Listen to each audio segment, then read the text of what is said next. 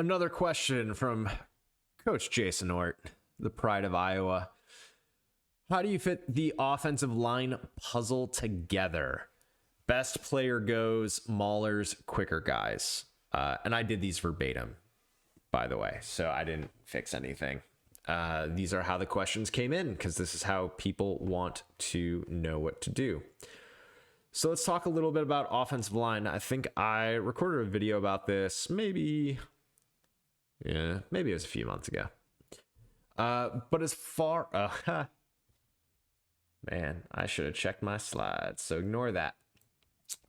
So in a traditional offensive line, generally you put your giant, world beater, road graders, giant kids at tackle, and your offensive line winds up getting smaller as they go down.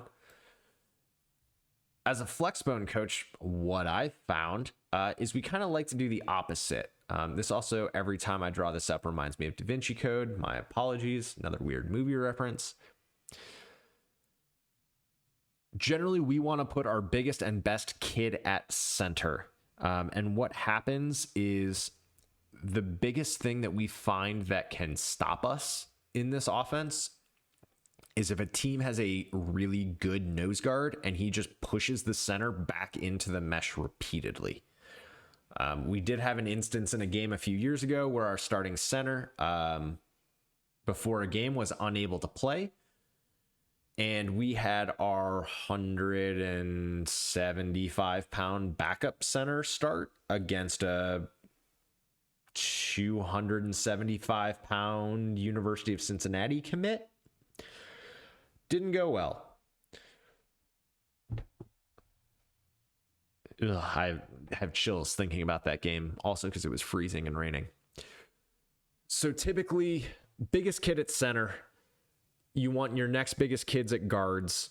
And then you can survive with your smallest linemen at tackle. And if you think about why that is, very rarely is that tackle blocking a defensive end. And they're very rarely, if they are, very rarely are they blocking them one-on-one or like at the point of attack. Because most of the time you want these tackles to be able to, veer release to backer. So a smaller guy with better feet that can get there while a linebacker has to watch the mesh is great.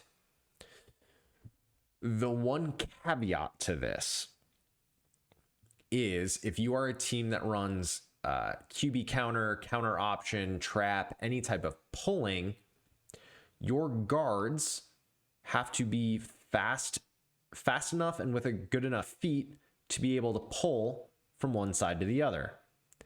So if he is an absolute, maybe you have two absolute beasts, right? Only one can play center.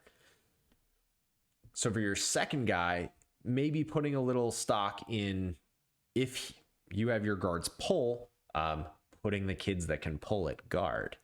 There's nothing against, right? If you just have 5 dudes, right? And all these guys are just huge. A, I'm jealous.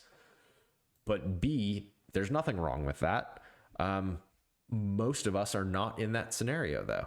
So if you have smaller, undersized linemen, I would put them at tackle. Put your next smallest or the less biggest. I'm butchering the English language. Best guy at center, next best or biggest guys at guard. We can get away with smaller guys at tackle. And then depending on if you have a bigger receiver or a tight end type position, whether he is good enough to start at wide receiver and you bring him in like a tight formation, it's good to think of like, who might your extra lineman be if you need to bring in someone off the sideline?